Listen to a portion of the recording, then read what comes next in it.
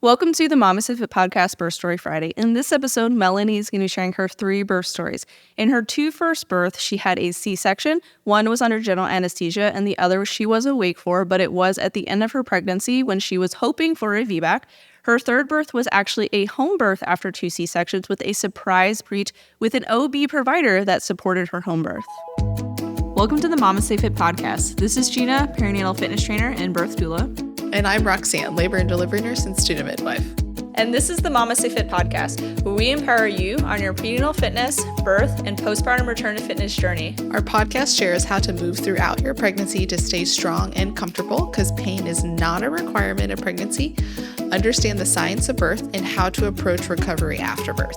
We share our personal experience as mothers navigating this stage in our lives, plus our professional expertise as birth workers and fitness professionals. Our goal is to help you feel confident as you navigate the perinatal timeframe for an empowering pregnancy, positive birth, and postpartum journey. We are glad to have you with us on this journey and that you have chosen us to support you.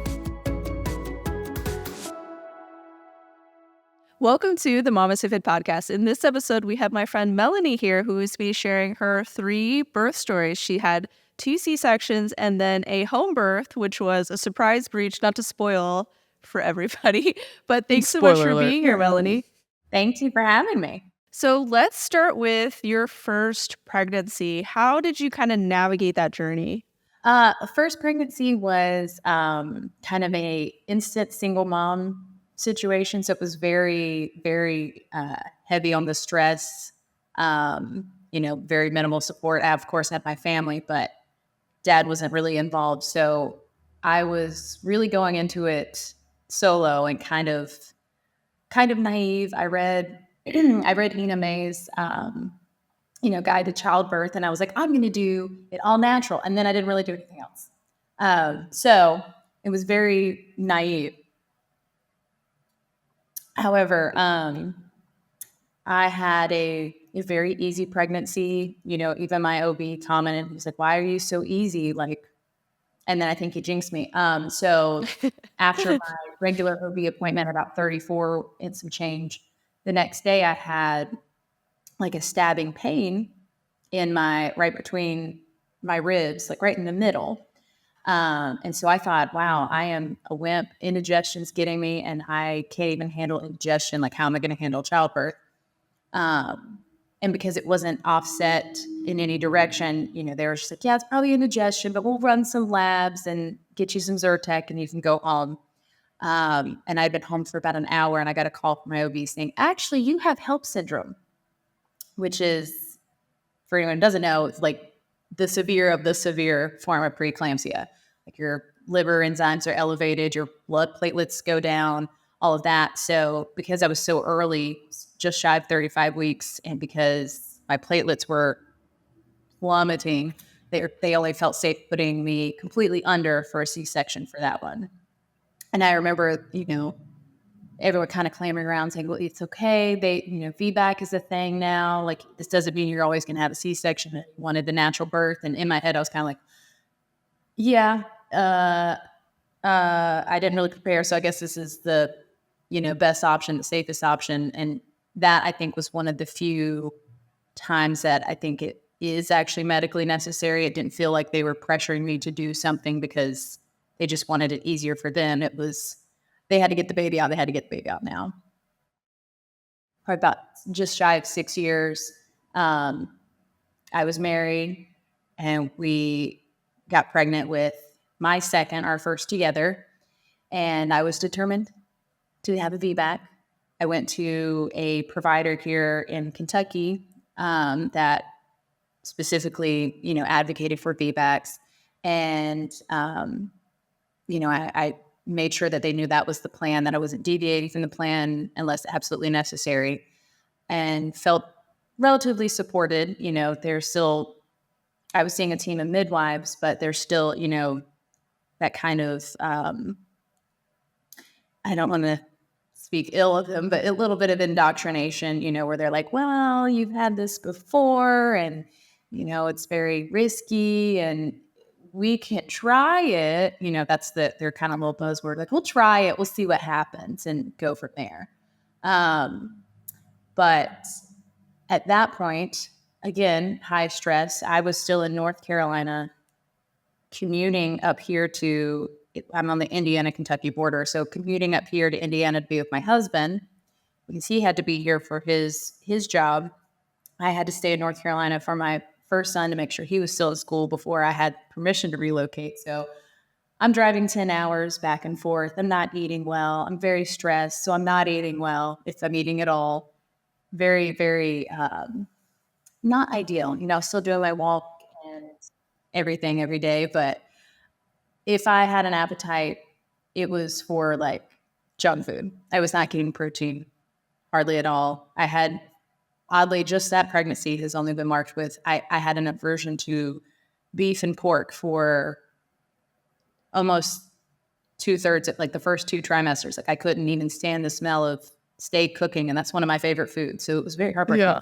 Yeah. So I was not getting the protein, definitely not any calcium or any of that. So, and this is all coming hindsight where I'm like, these are all the things that I did wrong. And I could have, maybe made things a little bit better, but you grow and you learn. So, with my first pregnancy, it was like 0 to 100. Blood pressure suddenly was super high, and platelets and liver enzymes and all those things were going haywire. With this pregnancy, my second pregnancy, it was like my blood pressure started creeping up, and then I had swelling. And it's funny because I didn't notice that the swelling started even like a couple months prior, like in my legs, not so much my face, but in my legs. And I saw like family photos we'd taken. I'm like, why are my legs so big, like puffy? And I didn't realize that at the time. And no one was like, hey, you are getting some swelling there. I don't know if it's because they were like, well, she's pregnant, that's expected, or what. So being, kind of out of touch with my body was not helpful either. But I had some pretty severe swelling for about a week before I had an appointment. They wanted to do what's called a biophysical profile, so check baby's movements and stuff like that, make sure everything was good because of my history of HELLP syndrome prior. And they're like, well, your blood pressure is like 150 over, I don't remember, low 90 or low 80 or high 80, 150 over something. And they're like, but, you do seem like you're pretty stressed, so we'll check it again after we do the biophysical profile. And then they checked it again, it was still high. And so they're like, we're going to have you sit and do a little NST, and we'll get an OB here to talk to you. And I was just so heavily in denial. I'm like, yeah, I'll do this, and then I'll go home.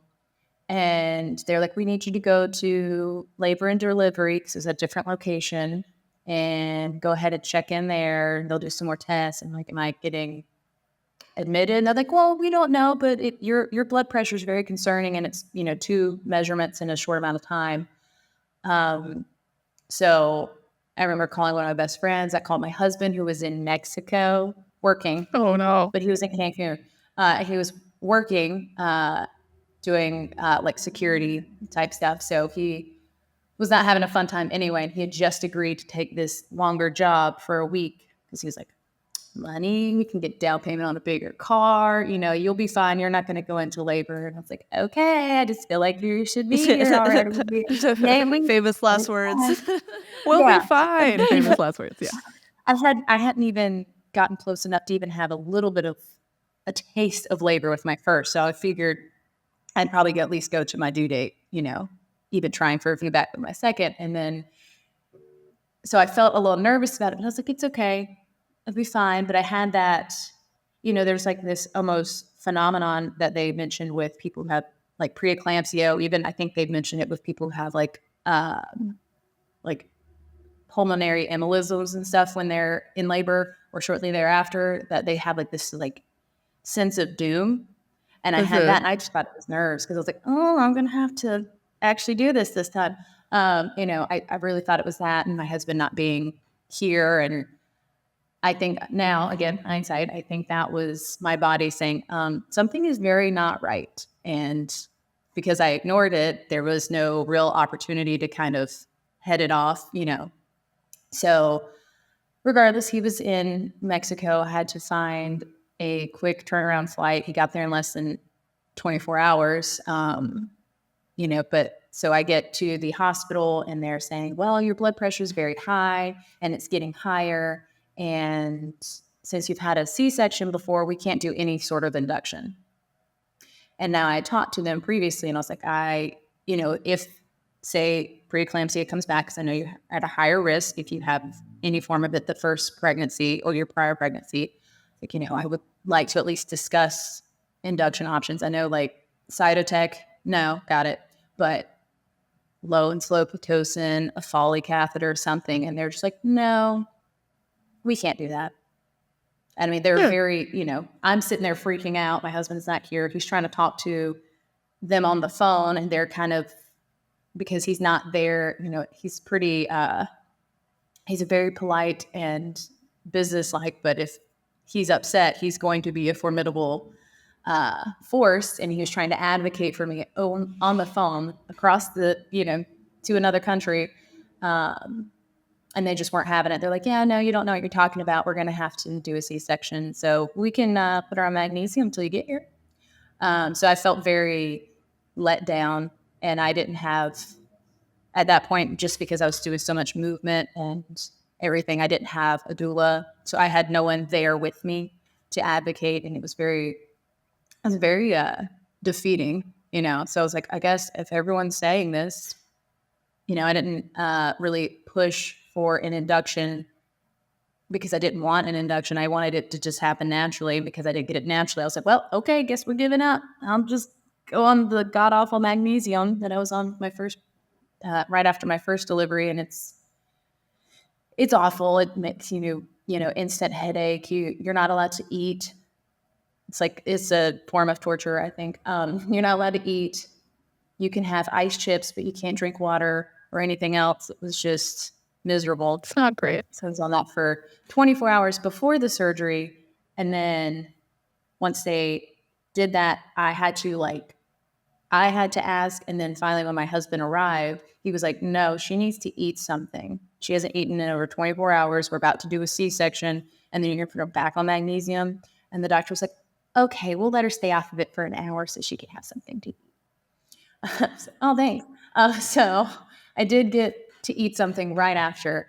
And because we were in the bigger city, we were in Louisville, my husband was able to find right around the corner, there was a really great, I'm probably going to say it wrong, pho place. Yeah. And I was like, yes, yeah. bone broth and, all the healing, herbs. And it was probably the best pho I've ever had. But then again, my first meal after I had my first, which was god-awful hospital, pot roast, I thought it was the best meal I'd ever had because I'd been on magnesium When for you days. haven't eaten for a while, anything tastes good, I feel like. Yeah, it's kind of like when you're super thirsty and you drink water and you're like, this is the best glass of water. Yeah. So, I did at least get to eat something. And then they put me back on magnesium. And it wasn't I don't think that they had to do it as high. I know they have to be careful with toxic levels of it, but I don't think it was as high as it was with my first delivery, because my first delivery, I was on it for 2 days after. I was in the ICU for the first few days. And then I was just on regular, on my baby floor. But I don't remember anything from those first 2 days. I don't remember. Apparently You had I would a lot wake more up going on, too. Yeah, I would wake up apparently freaking out because I hadn't seen my baby. Apparently I saw him right after my C-section when I was getting wheeled to recovery, but was awake, or wheeled from recovery to the room, whichever time I was awake. Because I think I was under general anesthesia, so it's probably from going from recovery to my room. They took me past the NICU and I got to see my son. And a nurse was like, do you want me to take a picture? I'll send it to you. And I was like, thank you. Don't remember that. I had the picture somewhere. I don't remember that interaction at all. And I don't remember, because you're already groggy after being under anesthesia. Magnesium, you're miserable. Not to make it too dramatic, but my son's father did come so that he could be present for the baby, but he was not in any capacity a supportive, partner. So he was there.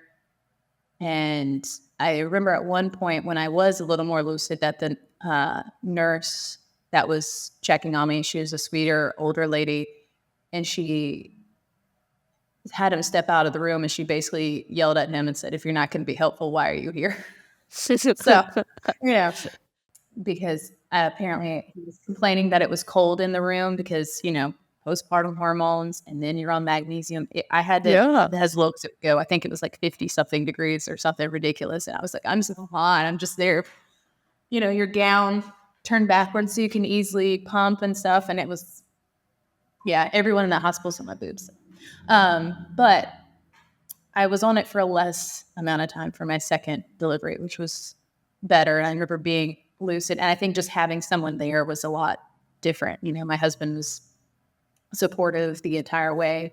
The difference with the C-section was I wasn't completely under. So I didn't have the I'm going to die thought before I went under. But I was also freaking out. They made me walk. They wouldn't let me stand up or go to the bathroom myself because I was on magnesium prior to. But then when it was time to go into the OR, they're like, you're going to walk. And I'm like, now I can walk. Now I can stand on my own 2 feet. And I was like, I want to run away. Can I do that?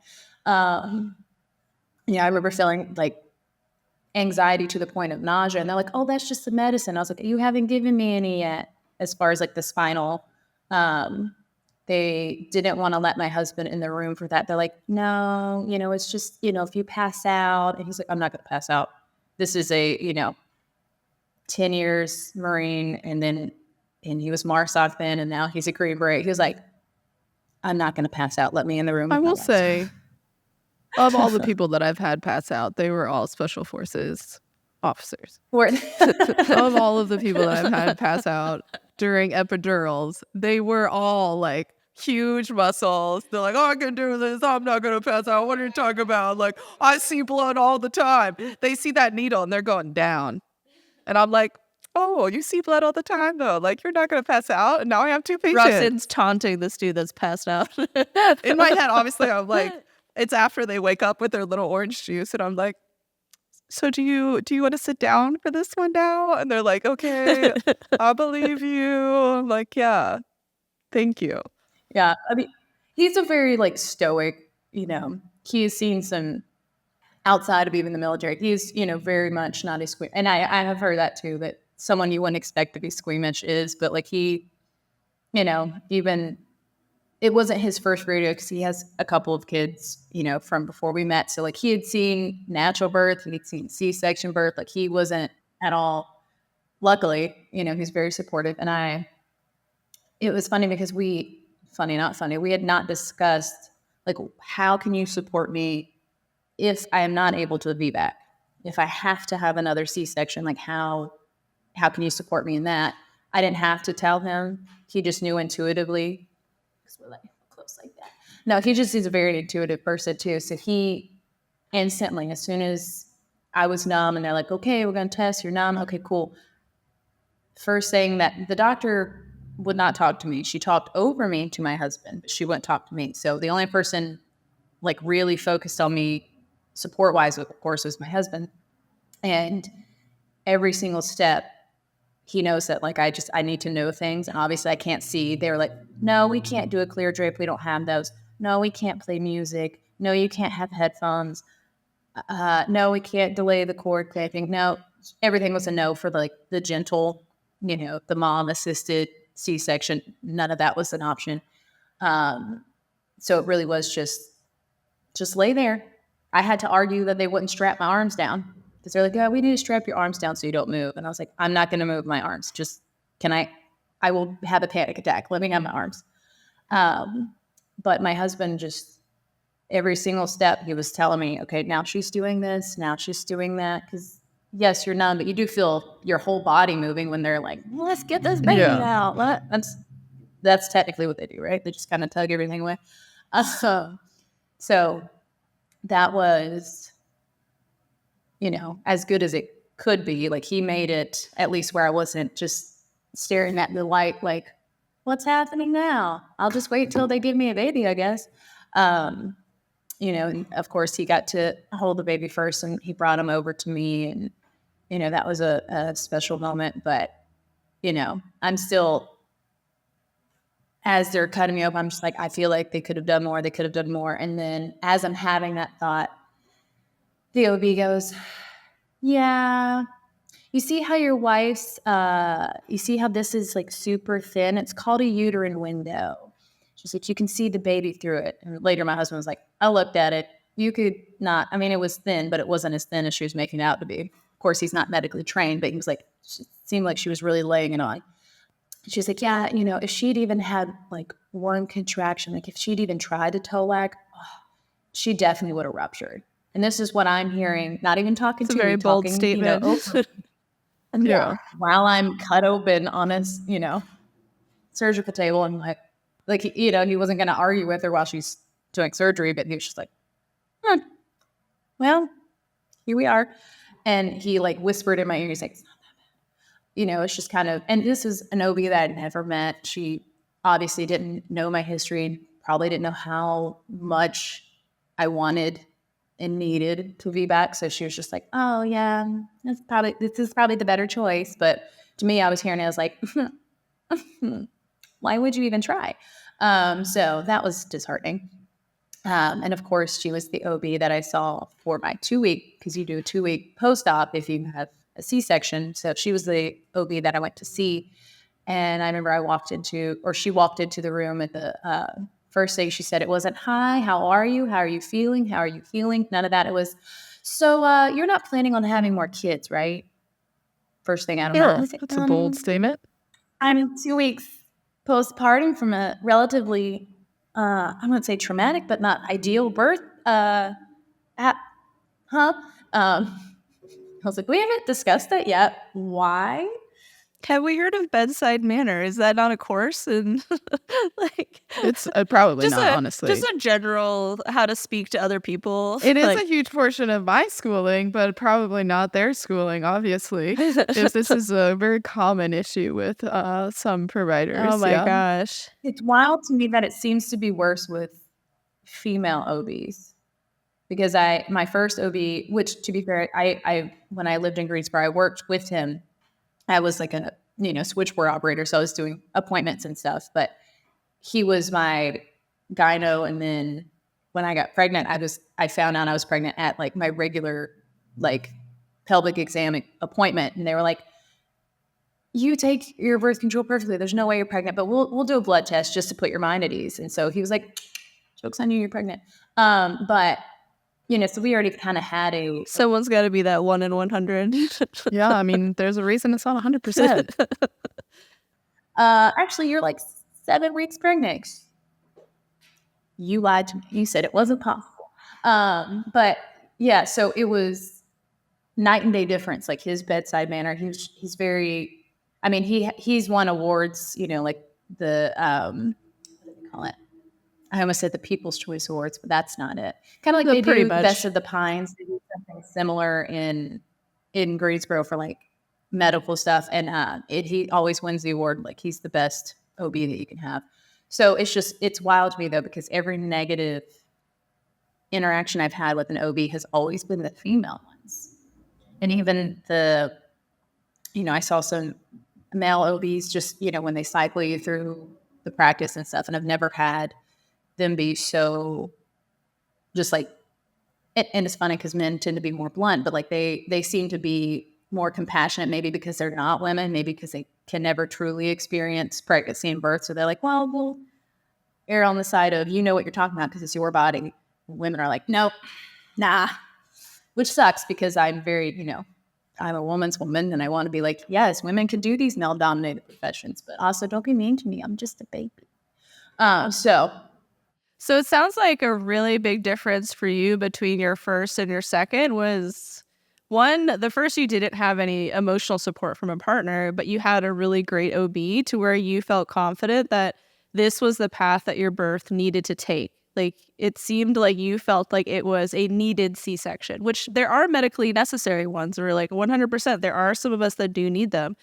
In comparison to your second, where you had the emotional support with a partner, but the OB team or the medical team that you have didn't give you that same feeling of like, this is a necessary C-section. Like maybe it would have eventually become that for you, but like they were just no, everything's no. And like not giving you the opportunity to try, which I think is a huge aspect of like what results in like a more positive experience. So let's get into your third pregnancy, where I know that you made a lot of really different choices for your birth that resulted in a very different outcome, like a great outcome.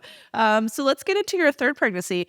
So you had 2 C-sections, which at that point most people are like, well, you're supposed to have them forever now. Like, how dare you even consider a vaginal birth? But you still wanted a VBAC. So I had to find a place that would even consider, a VBAC after 2 C-sections. And there was only one within like a 4-hour radius, and it was a school. So it's U of L. So it's they have education. So a lot of times they might be a little more progressive in theory. So, and I was on the ICANN Facebook page and the VBAC link Facebook page. I'd gotten a lot of resources when I was pregnant with my second, but my third, I was like, okay, we got to hammer down here somewhere. There's got to be, we're getting a doula, and we're doing this. Like, I have to be more strict with it because I'm not letting someone else tell me how it's going to go this time. And luckily, my husband wasn't doing a job where he was traveling out of country or out of state. I wasn't out of state. We were all in the same home state now. So that was great. I didn't have the stress of, an upcoming custody battle trying to relocate, or I wasn't single. So it wasn't as rife with that, emotional just distress. So it was already starting off on a better foot. But the first thing I did, because I got pregnant at just shy of 9 months postpartum. So I was like, okay, now I'm a little mad because you're making it harder. I know providers like to see that like 18 months between births. Some of them even like to see 18 months after birth before you deliver, whatever. Anyways, 18 months between pregnancies, all of that. So some of them are like, yeah, you need to be at least 2 years postpartum before you get pregnant again. I don't know why I made him sound like a country man. Anyways, there's different policies that just, a lot of times it depends on the practice or the provider. And so but I wasn't letting that get me down. I took like 3 minutes and I was just like, it's too soon. They're going to say no, but whatever, I'm going to do it anyway. So I specifically found a different practice that was like I said, a U of L. So it's a school-based medical system that, a teaching hospital. And they had quite a few people on the ICANN, like the local ICANN, saying that, they'll let you do a VBAC after 2 C-sections. Their midwife team is great. You'll have to meet with the OB for a consult, but like you can still see the midwives, all that stuff. And so I went into it very optimistic, and the midwives were indeed great. There were just a couple that I had met, but then I had to go do my OB consult. And when I did that, I told her the different things that I was doing to help bolster success. My second pregnancy, they're like, oh, you need to take baby aspirin and that'll help reduce your chance of preeclampsia. So I took it religiously. Obviously, it didn't prevent it. And this third pregnancy, I did a little more research. I'd heard about the brewer diet. And I was like, okay, this makes a little more sense physiologically, like nourishing your body so that you don't have these deficiencies that can cause issues. Your placenta is perfusing oxygen correctly, all the science behind it. I was like, it makes sense. And there's never going to be, those money-backed studies on it because there's no real money in preventing disease, apparently. But, I had a lot of confidence in the brewer diet just from, a lot of the resources such as you guys. I followed a lot of birth educators and things like that, where they're like, you don't have to just like take baby aspirin. Like you can actually nourish your body and take a little more control over what happens within your pregnancy. And so I was very confident in that. And spoiler alert, it did work. So, but I remember I went to that OB consult and I was telling her those things, following the brewer diet, and she openly scoffed at it. She's like, that's not going to change anything. That's just what you're eating. Like, yes, she's like, I agree. It's definitely good to eat healthy, but there's no science to back up the brewer diet. And I've never even heard of it, but I've kind of heard of it, but didn't remember the name. Again, female OB. But she's like, yeah, that's not going to work. I don't have a crystal ball, but I can almost guarantee you that you'll have preeclampsia again, if not severe preeclampsia, because you've had it 2 times before. So really, you probably shouldn't even bother trying to TOLAC at this point. It's just because you're going to get, admitted early for severe preeclampsia. I mean, she said that like with the utmost confidence. Which is really frustrating because you're expressing that this experience is important to you, that this is something that you want to try.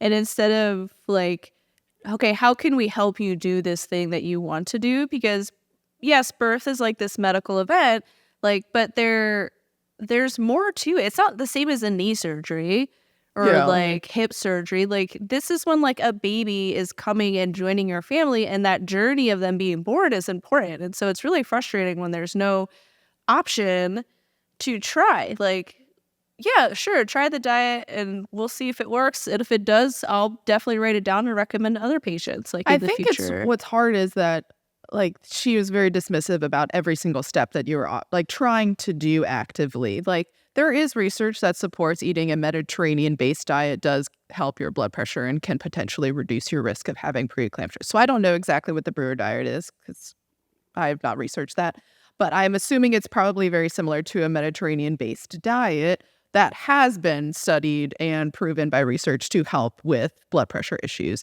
especially non-pregnant people, and during pregnancy could potentially help decrease the severity of preeclampsia and stuff like that. And this is stuff that I've learned in school. But the fact that she was like, that's not going to work at all. Like, I don't have a crystal ball, so I can't predict what's going to happen. But like, I can guarantee that this is going to happen. When so you don't have a crystal ball, or do you have a crystal ball? Like, you can't necessarily say that. And I think like, had she been able, like as an OB and as like a medical provider, like hopefully future, but like as a person who's in medicine, I understand where she's coming from, where like she wants to not like get your hopes up. And she doesn't want you to be like, well, yeah, like we can have a TOLAC, but like you've had preeclampsia pretty severely twice. And so like the likelihood of you having it again is increased. But I think she could have gone about it in a different way, because like it would not be like legally or like ethically for her to be like, yeah, let's just try. Like, you're probably not going to get preeclampsia. Let's be optimistic. Like as a provider, she has to be able to educate you. Like, yes, you've had it twice. You are at an increased risk of getting preeclampsia again. Like we can't be dismissive that like eating this diet and like magical pill that you're not going to get preeclampsia.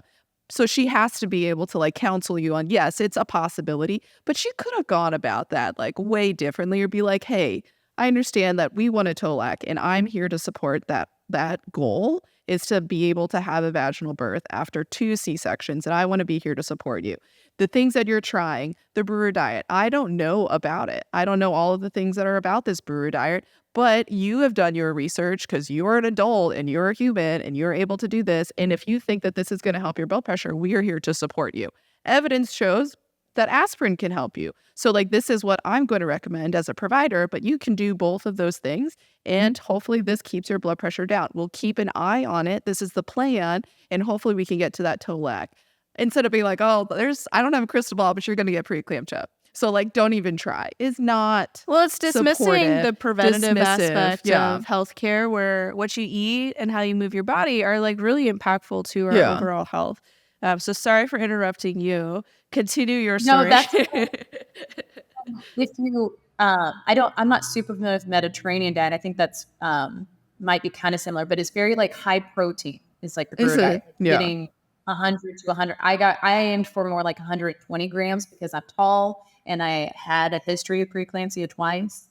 And I was less than a year postpartum when I got pregnant, so I was like going for the high end. And it was a lot of work. It was, as far as I know, I got the book just in case I get pregnant again, but I got the book to read up on it. But the Lily Nichols, Real Food for Pregnancy, apparently what she kind of outlines is very similar to the brewer diet. So it's really just focusing on getting like the full nutrient spectrum of, produce and calcium and all that stuff. Like I said, it definitely seemed to work. But yes, to have it just kind of scoffed at, like, that's silly. It's like, it makes you Why almost even feel like try? you're a child being scolded. Like, that's not going to work, honey. And so she went further and said, beyond that, we recommend that you have a repeat C-section no later than 36 weeks, which is instant, premature arrange, no later than 36 weeks because of that uterine window during your, that they noticed during your second C-section.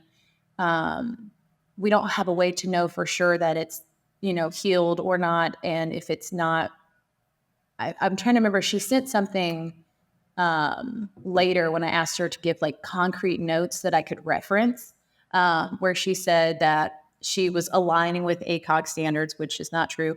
And she was referencing a uterine window being the same risk level as having a prior rupture. She's like, because you can't really differentiate, we're just going to apply those stats to it. So she was saying, it's very likely that you will rupture even before you get to actual labor if you have any contractions. And then, it was kind of from that point a battle because the midwives, especially here in Indiana, Kentucky, Ohio, this relative area, they very much, I think it's similar to the kind of structure in North Carolina. They have to, they answer to a doctor. Yeah. Those policies kind of have to kind of be supported and backed by a doctor. So they were like, we can't support you. They won't let us support you. Not because we don't want to, but because the OB team has signed off saying this is too high risk. We're not allowed to support you. So you would have to see the OB team and you would have to fight. And I remember I saw, midwife after this consult, and she was explaining that to me. She's like, honestly, she's like, she had heard of the Brewer diet. She was confident in it. If I was following it correctly.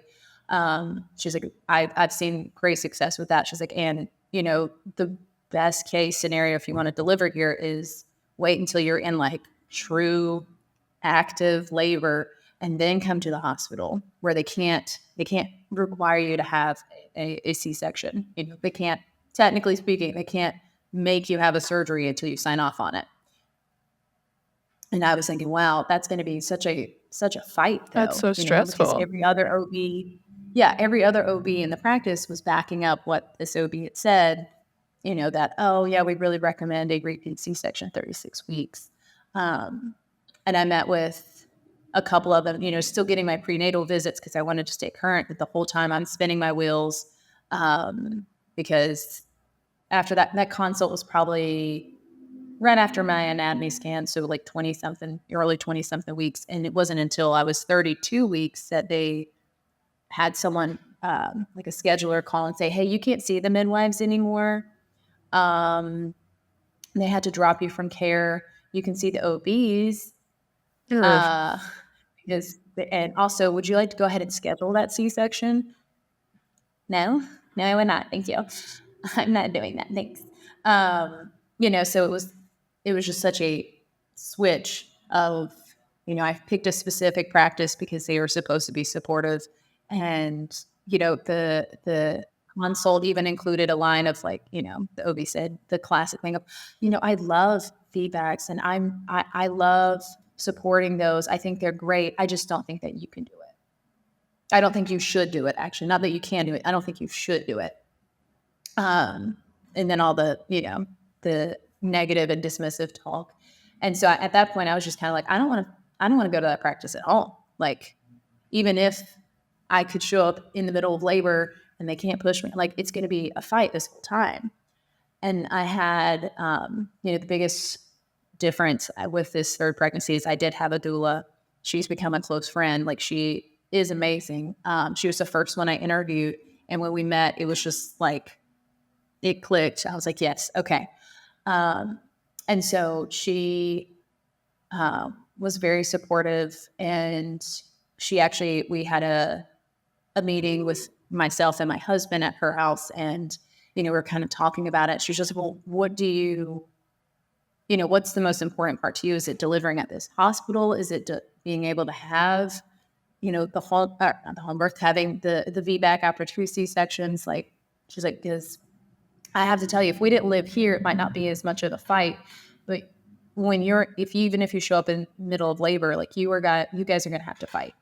And that's not something you should have to do while you're in the throes of labor. That's not something you talk to my husband. She's like, that's not something you should have to do when you're supposed to be focusing on, physically and emotionally supporting her through the throes of labor. Like, you should also have to be fighting and advocating constantly. She's like, because they're going to be like sharks in the water, wanting to just go ahead and do the easy, safest route for them, which would be a C-section. And so we were talking about it, and I actually, I said, I looked into even just like a consult with Dr. Stu with, birthing instincts, because he did consults over the phone. And I was like, maybe we can just do a consult with him. And my husband wasn't familiar with him. So he's like, who's that? And I was like, oh, he's just, he does, he travels around and helps with home birth, because there's so few resources, especially with like breech birth, foreshadowing, with breech birth and, all kinds of different regulations like I'm dealing with after having C-sections. That's kind of his shtick. So I was like, maybe we can consult with him, and maybe if he has some notes on it, we can take it to an OB and be like, hey, see, look here, he's supporting it. I was just desperate at that point. I was like, I don't know if that would work. They probably won't listen, but maybe we can do that. My husband and, my doula mentioned Dr. Nathan Riley.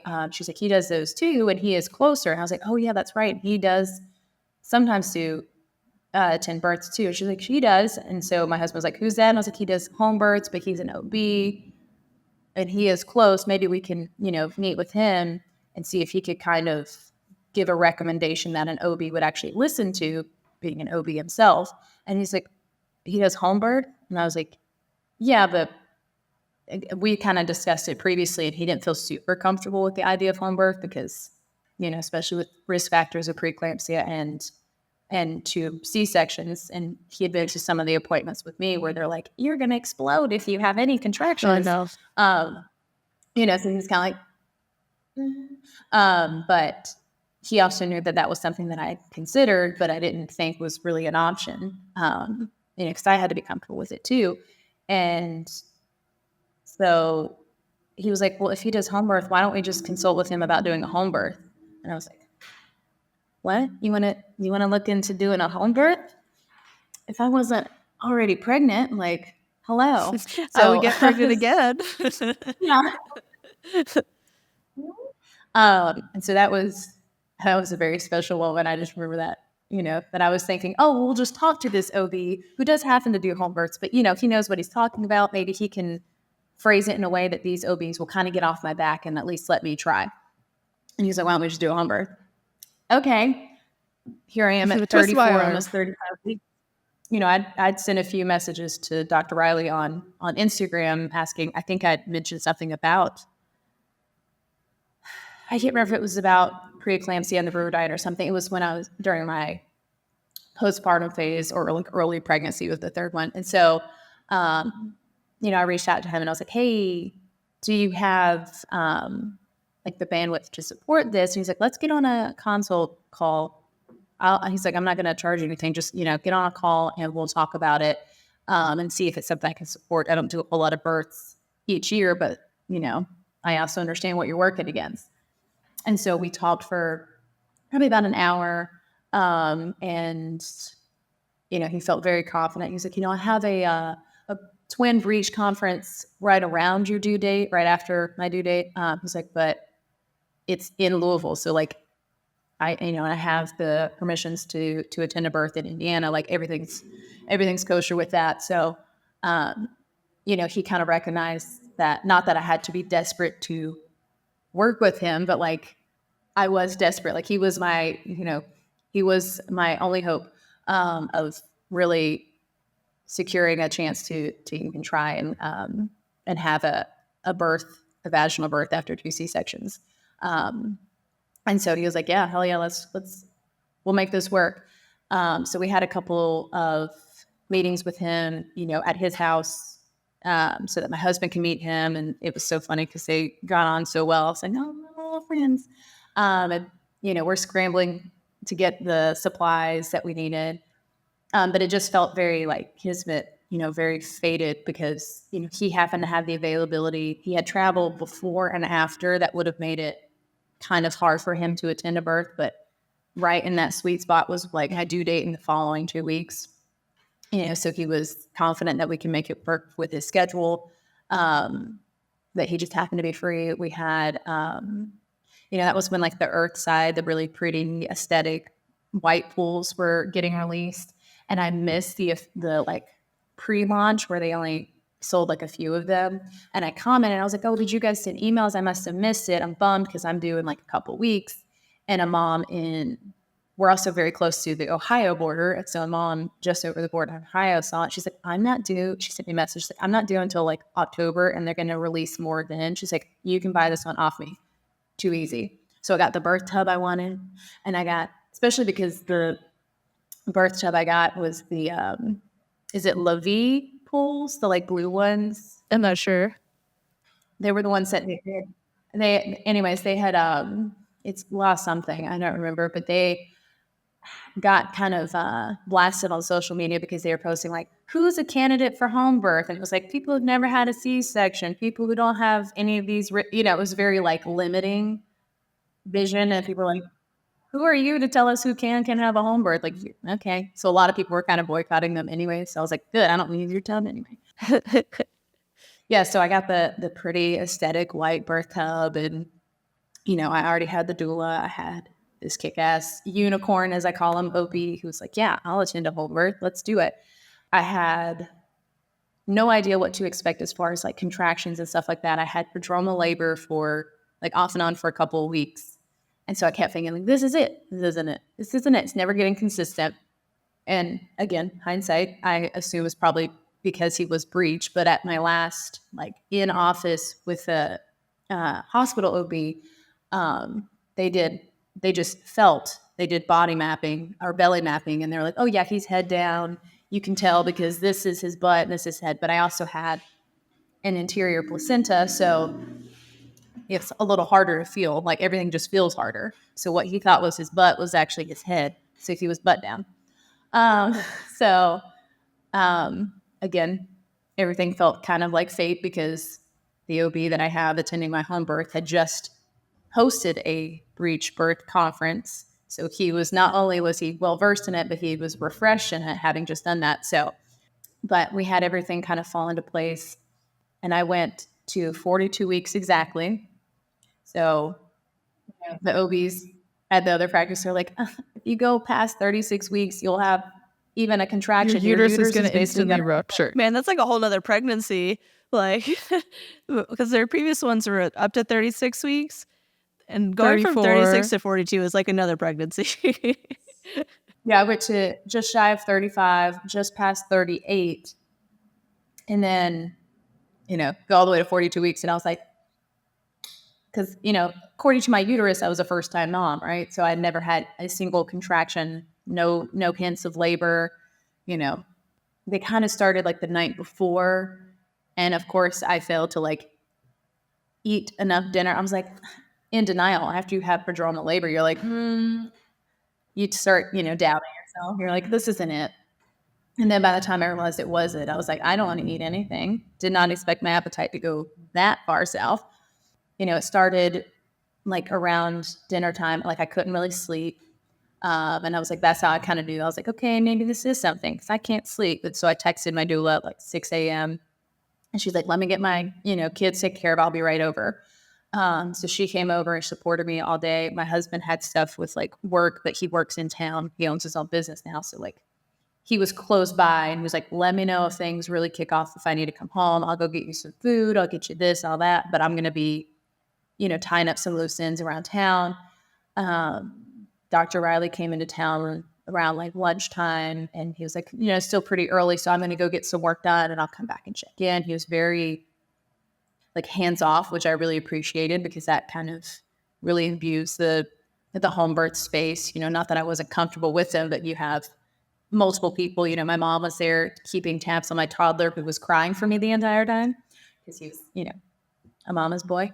And dad was with me. So if he didn't have either of us, you know, so there are a lot of people in the house, but it still didn't really detract from it. You know, I went on walks with the toddler and the stroller for a little bit, and then slowly just kind of just me and my doula walking. But I think I was technically in labor for about 24 hours, but some of that included the overnight where I was trying to catch sleep and I just couldn't because they were coming every, you know, 5 or 6 minutes or less at that point.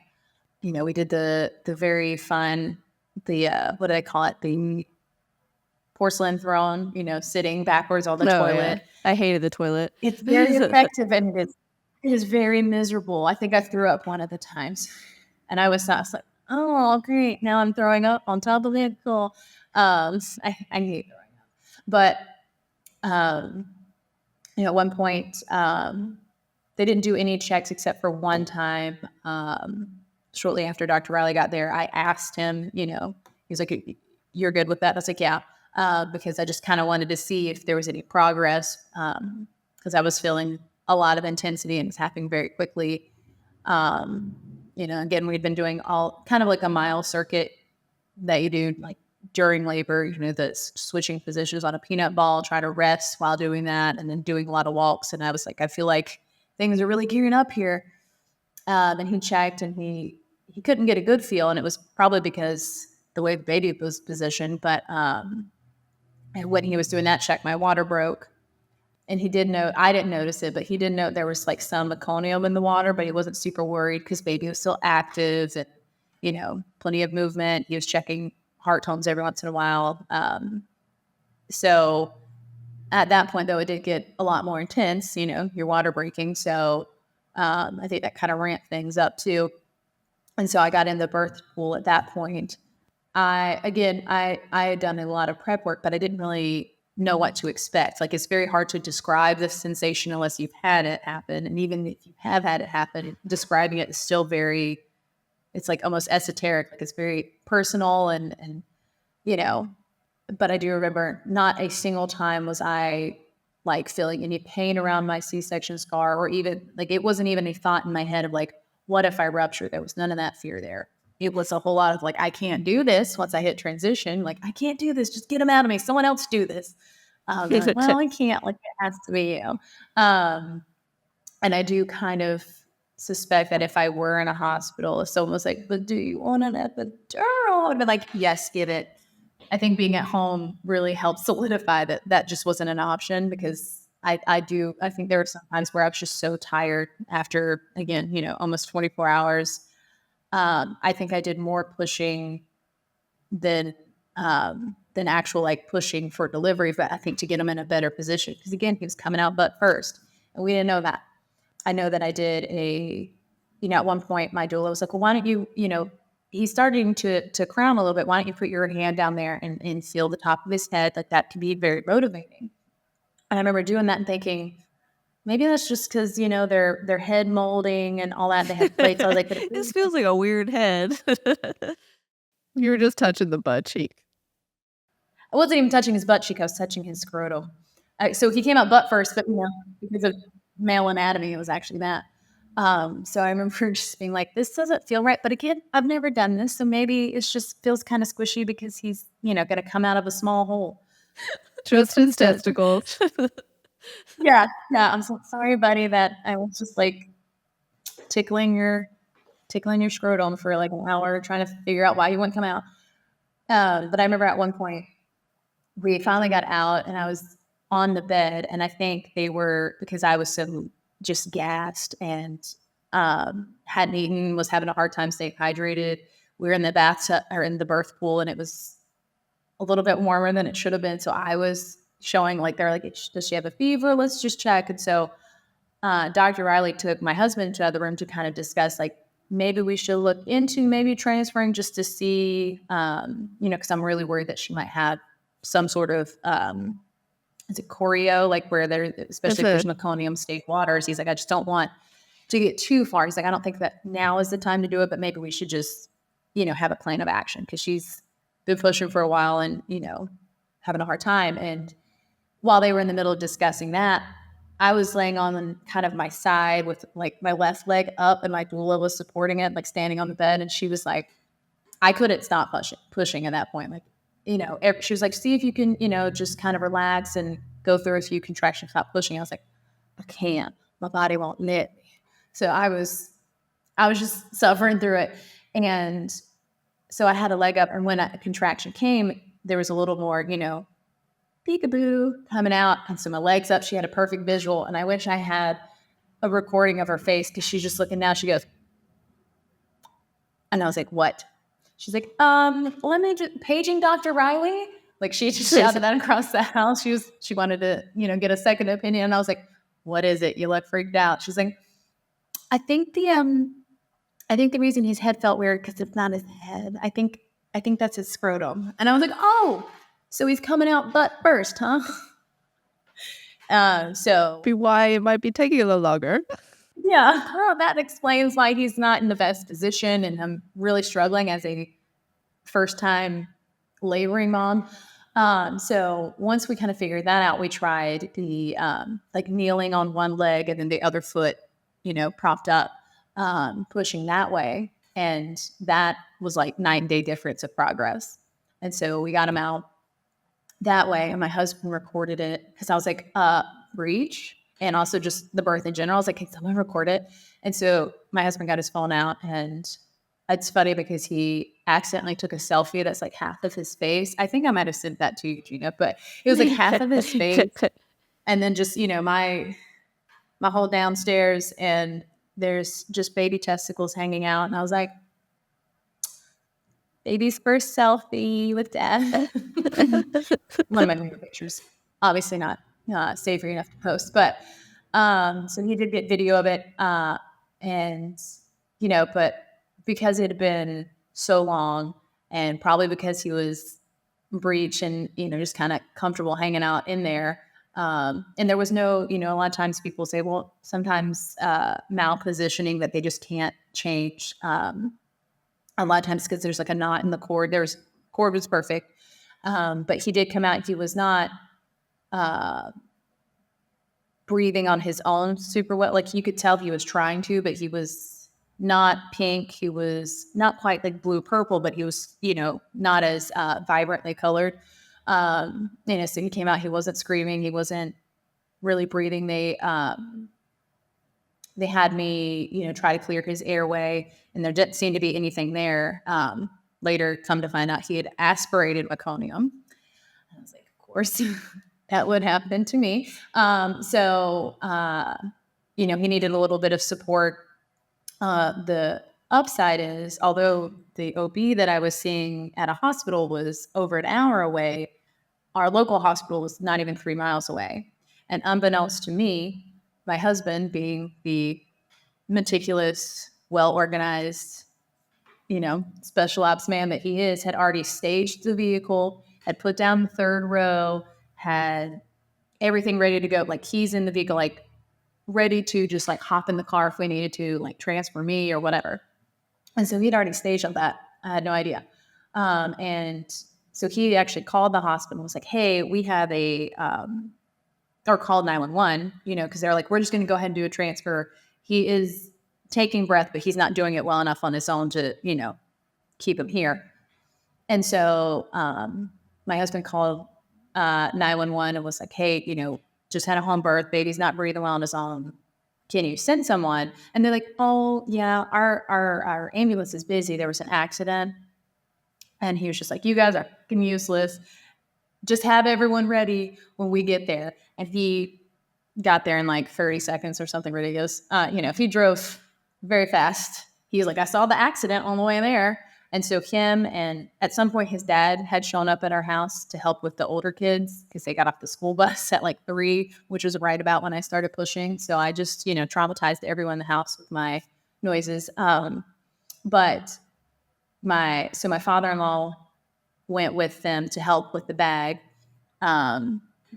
Added both my husband and my father-in-law, also volunteer firefighters in the area. So they had, a little bit of, I guess, training in those kind of situations. But so he was in the front seat, turned around while my husband's speeding down the road to get to the hospital because an ambulance couldn't come. And then I got a robe on and like just a Chuck's pad because I hadn't even delivered the placenta yet. And I'm waddling out to my doula's car, and we get there shortly after they arrive. And the whole time I'm like, is he breathing? Did I just ruin everything by having a home? Like I had to have my home birth. But it took a little bit of talking with my husband and my doula and Dr. Riley, and they're like, this could have happened in a hospital setting. Although they would not have let you have vaginal birth if it was breech, the aspiration of meconium, that happens, there's no real like way to prevent it per se. I know they say, not going past your due date decreases the chances and stuff like that. But, the fact that I had a home birth was not the reason that he was having issues with meconium. That was outside factor of, the home birth setting. And the fact that we live so close to the hospital made it very quick, to get him the extra care that he needed. But my husband told me later, that they got them to the emergency department and they put him on, the little bed with the light. And before even the doctor or anyone was in there, because they were scrambling to get everything, my husband gave him like a sternum rub. And he was like, and he just took like a very big breath at that point and seemed to be fine.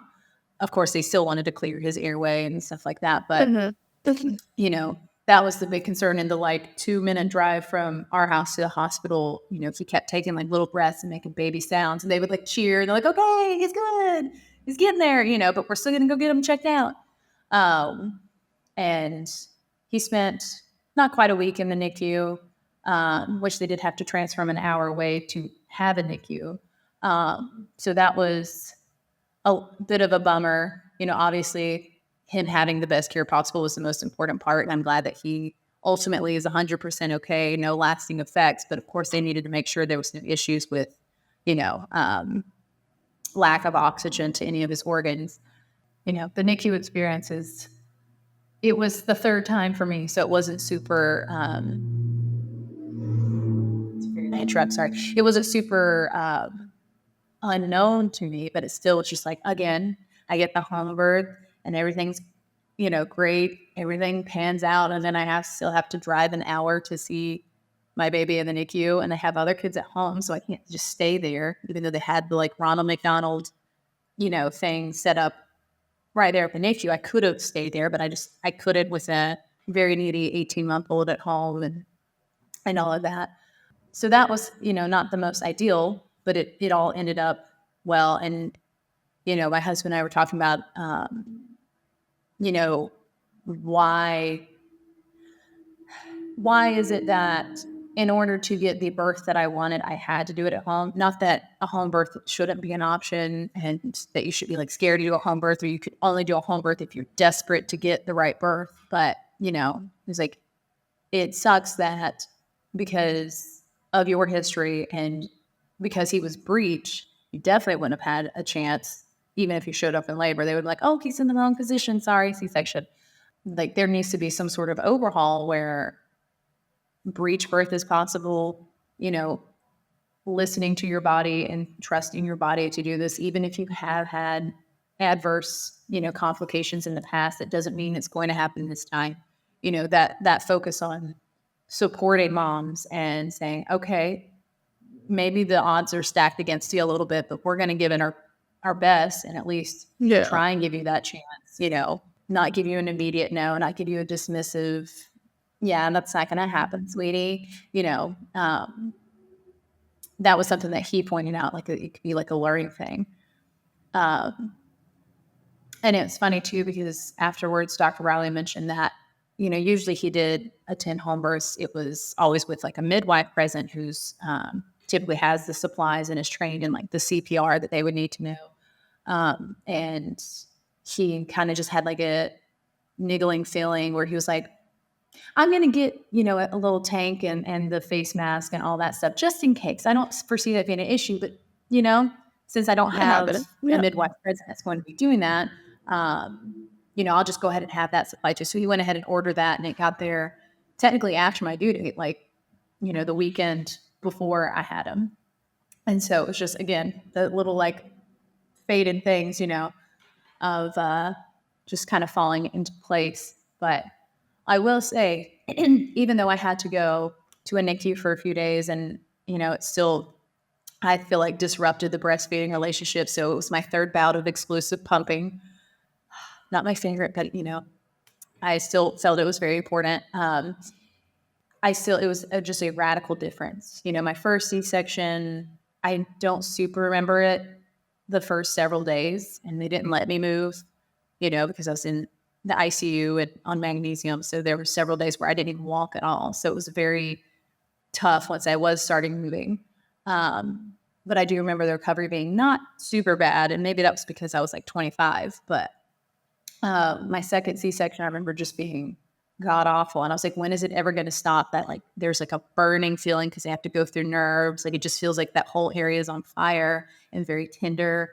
Like you can't laugh, sneeze, cough, do anything without like applying pressure, and it still hurts. Like it's probably the most painful I've ever felt, other than a kidney stone, which I got 3 or 4 days postpartum from this third baby too. I forgot to add that. Yeah. So I still went to the ER. I'm like, do I have an infection? Like, did everything not come out okay? Because they checked the placenta and all is good. It's in my freezer right now. So what is like? It was just a lot of pain. I felt and I had like elevated blood pressure because of the pain. So it's probably postpartum preeclampsia. And I was like, no, it's not. I was like, no, I'm in a lot of pain. Like they gave me, I don't remember if it was morphine or Dilaudid or something. And I was like, didn't touch it. Kidney stone. So that was worse than labor. It was a night and day difference between C-section recovery and vaginal birth recovery. I don't know how, maybe because I was in the birth pool and he was not quite 8 pounds. So he wasn't super huge, but like I didn't have any tearing. That's very common with breech birth though. Is it? Because it comes out the squishy end first? Maybe. I don't know. But Dr. Stu had mentioned, he's like, not many breech births tear. And I was like, interesting. It's maybe a little bit more hands off too. Yeah. That many speculations. Yeah. But I'm not surprised. So if you guys try for a girl, will you do a home birth again? I would think so.